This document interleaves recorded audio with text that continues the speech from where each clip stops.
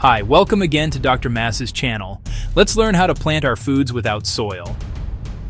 Section 1. Your garden's secret ingredient is trash that can be locally sourced. Alright, let's talk about something amazing. Imagine growing juicy tomatoes, crisp lettuce, beautiful flowers without a single speck of garden soil. Sounds like science fiction, right?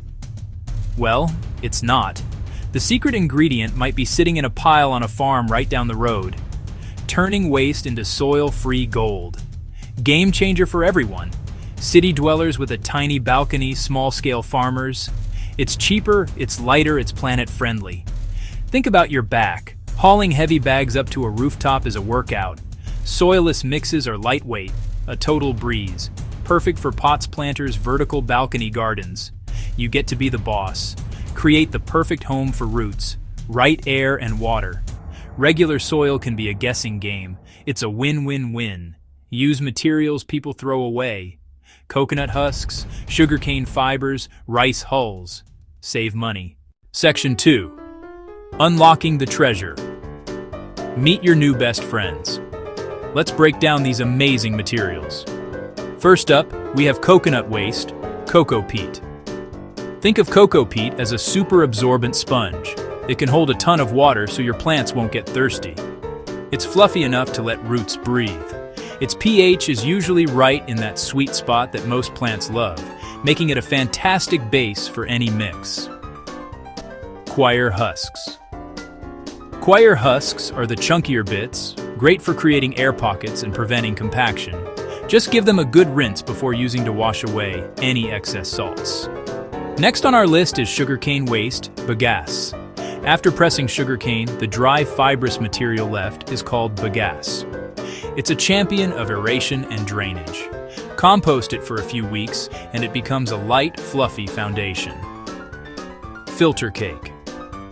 The filter cake is the nutrient-packed sludge left after processing. Use just 10 to 20% of your mix. It goes a long way. Now let's talk rice. Rice husks.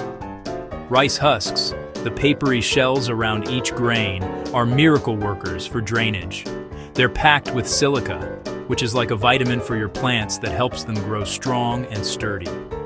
CRH carbonized rice hull, CRH, is rice husk partially burned into a porous, charcoal-like material.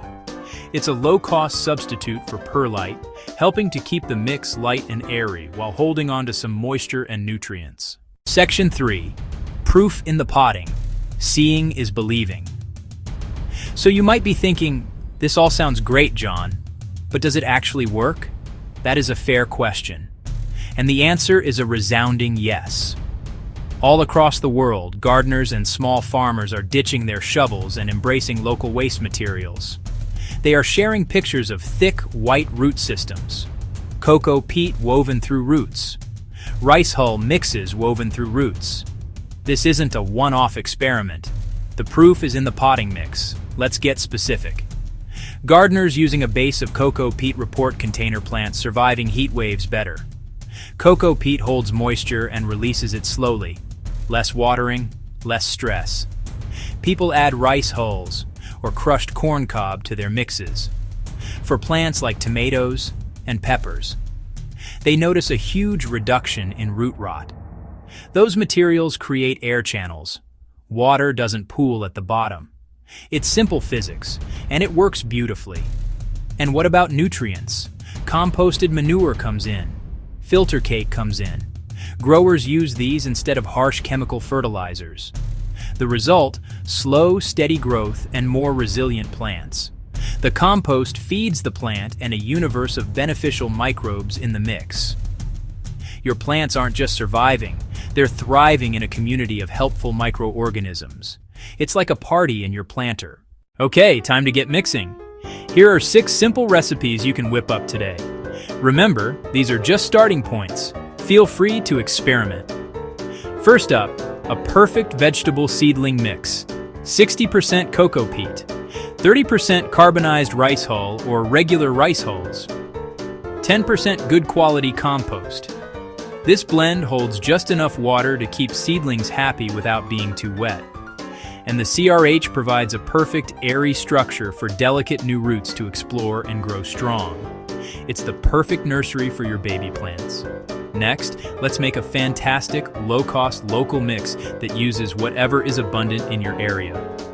40% composted sugarcane bagasse, 30% rice hulls, 20% composted sawdust, 10% composted poultry manure. This mix is a testament to turning trash into treasure. The bagasse and rice hulls provide excellent drainage and structure. The sawdust helps retain a bit of moisture. The composted manure gives it that gentle, slow-release nutrient kick that will keep your plants fed and happy for weeks.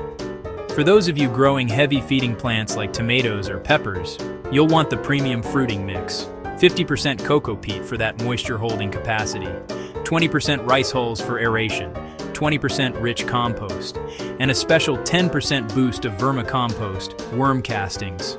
The vermicompost is like a superfood for your plants, packed with enzymes and nutrients. This is the 5-star hotel experience for your vegetable plants. But wait, there's more.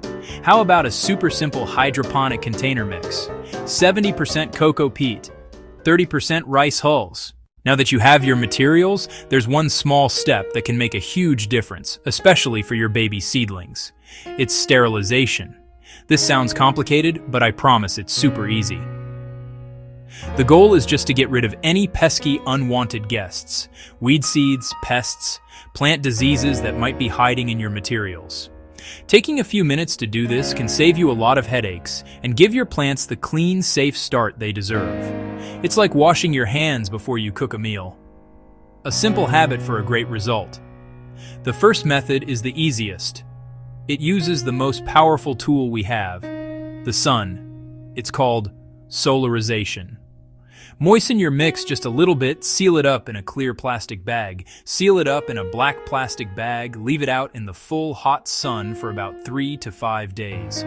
Heat builds up inside the bag and cooks the bad stuff, leaving you with a clean, pasteurized medium. Energy-free method, and great for a sunny yard or balcony. If you're in a hurry or the sun isn't cooperating, use steam heat. This works wonderfully for smaller batches. Use a big pot with a steaming rack, just like you would for steaming vegetables. Place mix in a heat-proof container on the rack, add water to the pot, and bring it to a boil. Steam with the lid on for about 30 minutes. So, there you have it. You now officially have the power to grow food without a single handful of soil. You have the knowledge to look at a pile of coconut husks.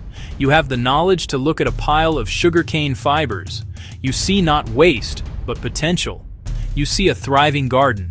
You have the recipes to start mixing and creating the perfect home for your plants. Tiny sprouts on your windowsill, giant tomato plants on your patio. This is about more than just gardening. A new way of thinking, resourceful, sustainable, incredibly rewarding. The most important thing you can do now is to simply start. Don't worry about getting it perfect on the first try. Pick one of the simple recipes. Gather a few local materials, mix up a small batch, pot 1 or 2 plants and see what happens. Gardening is one of the best teachers. Your plants will let you know what they need. Is the mix staying too wet? Add more rice hulls next time. Do the leaves look a little pale? Top it off with a sprinkle of compost. Every batch you mix is a chance to learn and get better. So, go ahead and give it a try. Head to a local farm and ask about their waste materials. Like and subscribe for more.